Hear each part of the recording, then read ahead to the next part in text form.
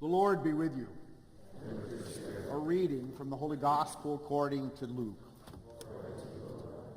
Tax collectors and sinners were all drawing near to listen to Jesus, but the Pharisees and scribes began to complain, saying, "This man welcomes sinners and eats with them."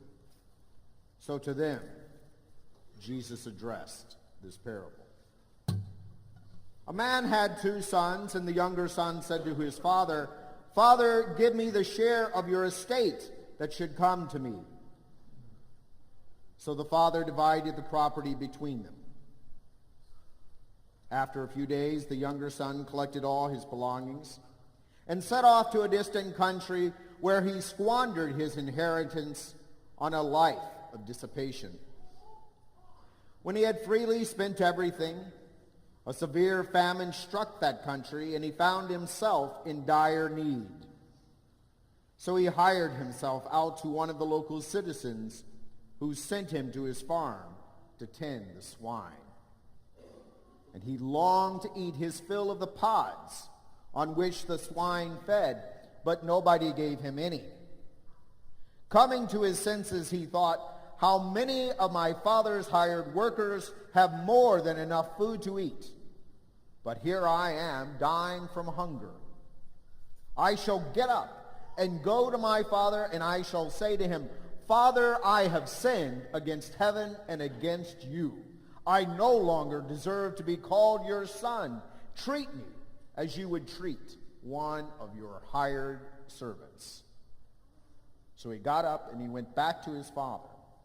While he was still a long way off, his father caught sight of him and was filled with compassion. He ran to his son, embraced him, and kissed him. His son said to him, 'Father, I have sinned against heaven and against you. I no longer deserve to be called your son.' But his father ordered his servants, 'Quickly, bring the finest robe and put it on him. Put a ring on his finger and sandals on his feet. Take the fattened calf and slaughter it. Then let us celebrate with a feast. Because this son of mine was dead and has come to life again. He was lost and has been found.' Then the celebration began. Now the older son had been out in the field, and on his way back, as he neared the house, he heard the sound of music and dancing. He called one of the servants and asked what this might mean. And the servant said, 'Your brother has returned, and your father has slaughtered the fattened calf, because he has him back, safe and sound.' He became angry. And when he refused to enter the house, his father came out and pleaded with him. He said to his father in reply, 'Look, all these years I served you, and not once did I disobey your orders. Yet you never gave me even a young goat to feast on with my friends. But when your son returns, who swallowed up your property with prostitutes, for him you slaughter the fattened calf.' He said to him, 'My son, you are here with me always. Everything I have is yours. But now we must celebrate and rejoice, because your brother was dead and has come to life again. He was lost and has been found.' My brothers and sisters, the gospel, the good news of Jesus Christ. Praise to you, Lord Jesus Christ.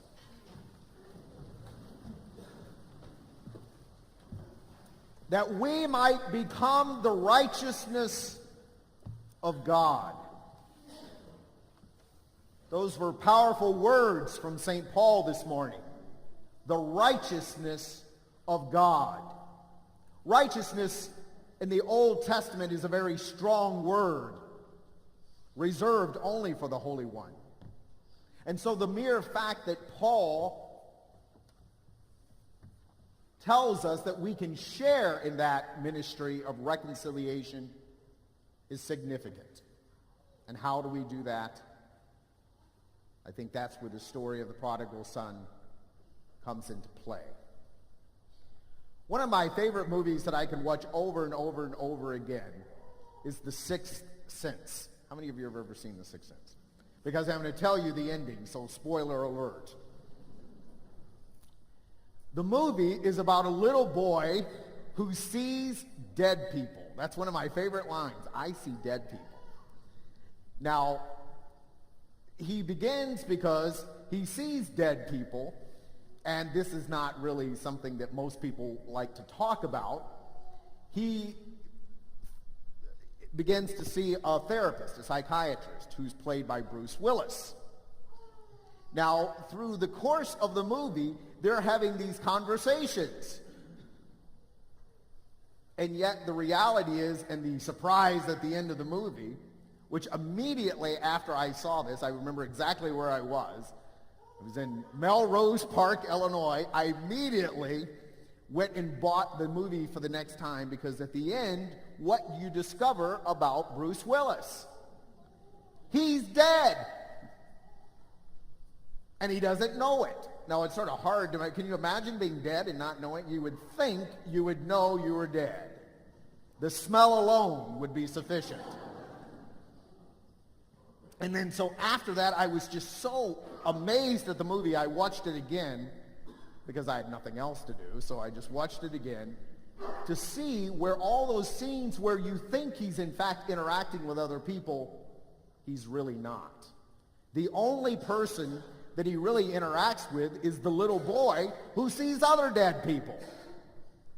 And once he helps them get their lives resolved or something resolved in their life, then they can pass on to the other side and live happily ever after. But the little boy, in many ways, is a minister of reconciliation, because there's something unresolved that is holding these people back. And he's able to see them and help them overcome that and move on. The father in the prodigal son, in many ways, shares in that. He's able to see the deadness of his son in a way that the son obviously doesn't realize. The gospel, when the son says, "Father, give me my share of the inheritance," essentially the son is saying to the father, "You're dead to me." That's harsh. It's final. Where any relationship we might have had has been severed. Now, what do you think could lead to such a state of finality? But you know, even this morning as I've read this gospel, to say 100 times would be a slight exaggeration, but there's a lot. Have you noticed in this, we call this a pericope, this story, there's a lot of anger and sadness in this household. The brother's angry at the father and his other brother. The son who leaves obviously is fed up with them. There is something highly dysfunctional in this house.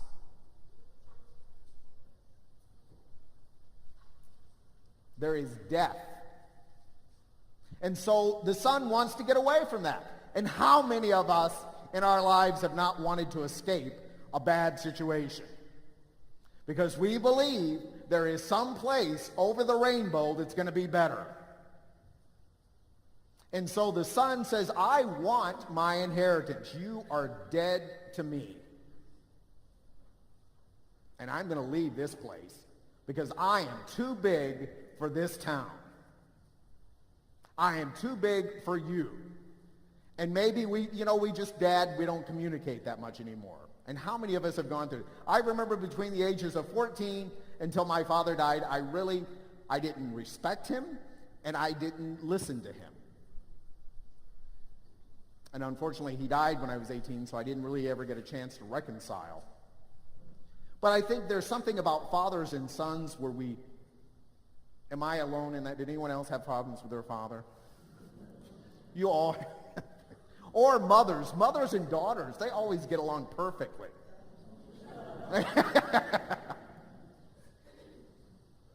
What is it? Boy.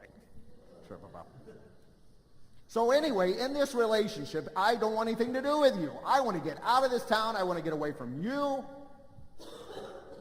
And I want to enjoy the world. Because that's where I'm going to find happiness and peace, understanding, all those things, acceptance, all those things we love. So he leaves home and enters really into death. And he's unable to see, though, all of the life and the beauty. Obviously, a father who, despite the dysfunction that must be going on in the house, loves his son. I mean, and we see that in the way that he waits for the son. In that line, he saw him from afar off. This man has been steadily waiting, praying, hoping for the return of his son. But the son can't see that. He's dead to all of that life around him. So he has to go off and discover himself. And eventually, in that wonderful line, he comes to his senses and comes home, expecting to be treated as nothing more than a servant. In our own lives, when we've come to our senses and sought reconciliation, so often we go back thinking it's not ever going to be anything. I'll be less than what it was before, but at least we'll have some relationship. And yet, the wonderful aspect of the gospel is anytime we expect to go in and just get so much, God always is abundant in his mercy and his love.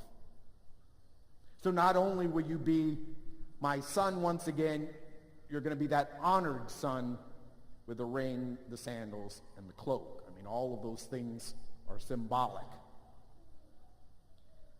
What I think Jesus, in telling this story in Luke's gospel at this particular point, is trying to share with all of us is that in my resurrection, which we celebrate at Easter, the whole point of Lent is prepare us for Easter.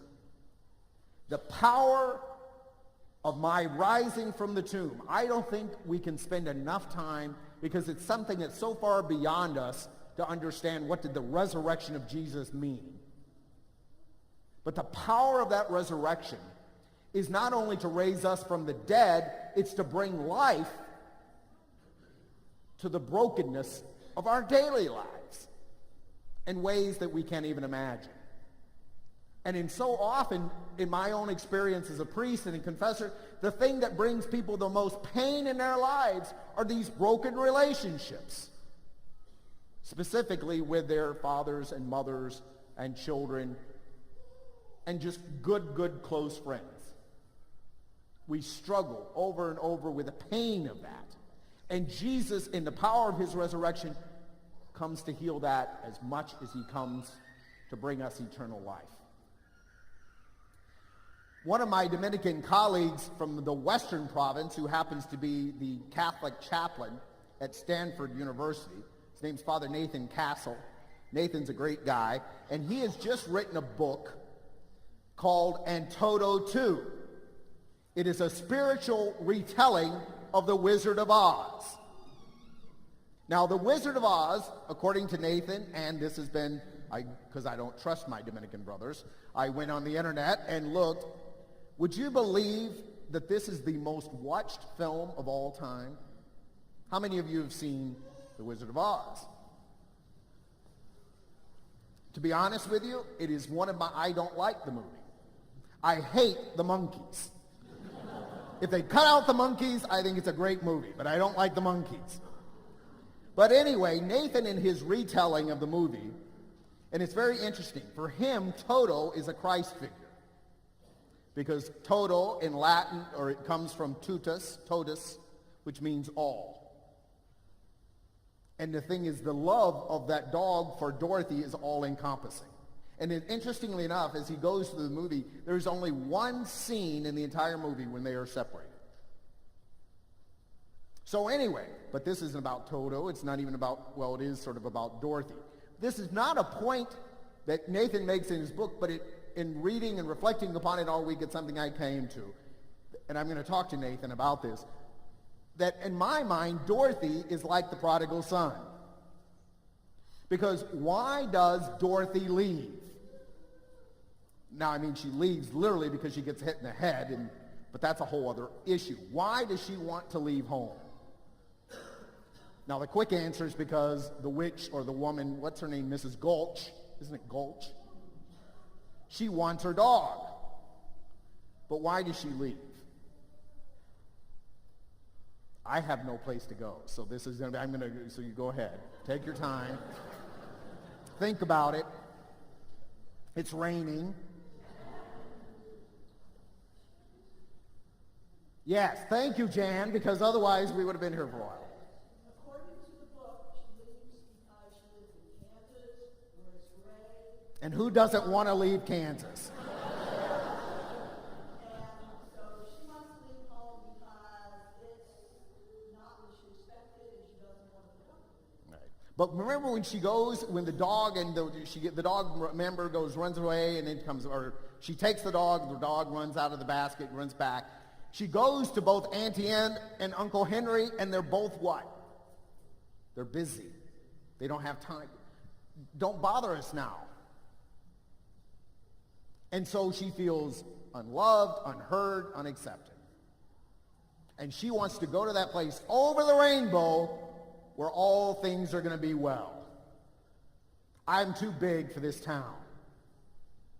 And then she ends up in Oz. What's the first thing that she encounters in Oz? No, not just the witch. What does she do to the witch? She kills the witch. So death. She begins her experience in this land of Oz with death. Now, I had to watch it because I really am dense. I had to watch it 10 times before I ever caught the connection. When they get to Oz, it's in color. I'm just not that bright of a person, Angie. I just, maybe I'm from Kansas too. I don't know.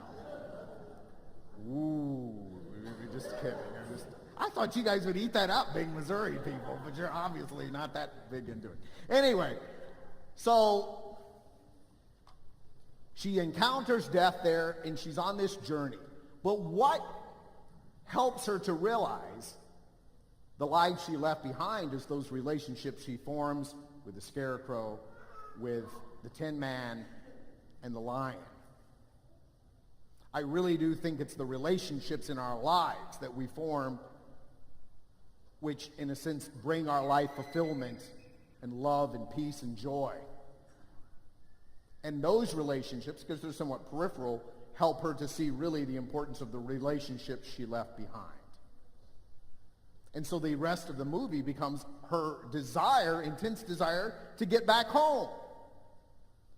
And then at the end of the movie, when she makes this, what I would suggest to you, especially for those of you who've had children leave and now come back and live in your basement, she makes, I think, the bizarre and I would suggest,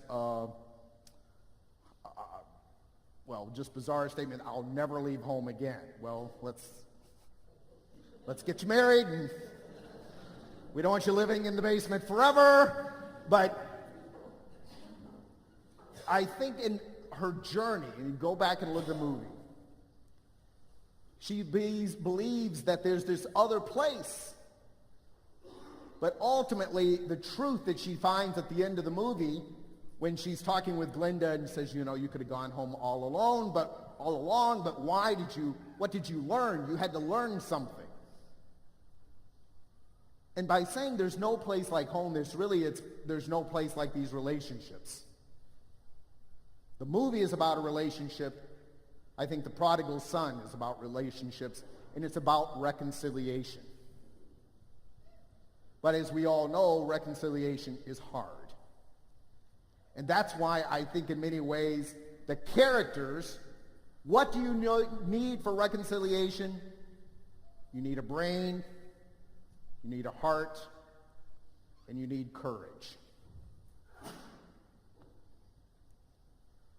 Lent and what we whatever decide to give up or what we decide to do is to help us grow in our brains, in our heart. Where's courage?